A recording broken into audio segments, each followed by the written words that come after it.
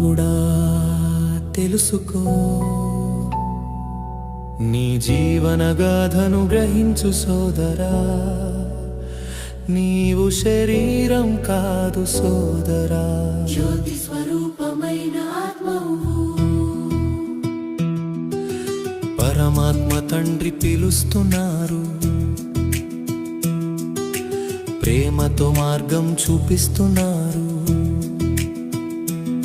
శివ బాబా స్మృతిలో నిలిచినప్పుడు జన్మ జన్మల పాపం కరిగిపోతుంది.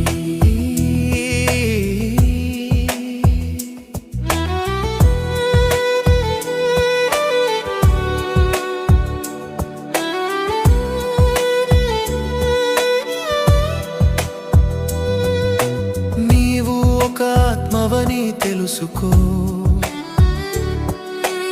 అవినాశి చైతన్యమని గ్రహించుకో.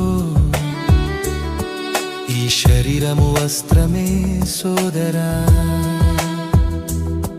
మనమంతా పాత్రధారులమే. ఈ ప్రపంచం ఒక రంగస్థలమే, పరంధామమే మన నిజమైన నివాసం. శివ బాబా స్మృతిలో నిలిచినప్పుడు జన్మ జన్మల పాపం కరిగిపోతుంది. శివ బాబా స్మృతిలో నిలిచినప్పుడు జన్మ జన్మల పాపం కరిగిపోతుంది.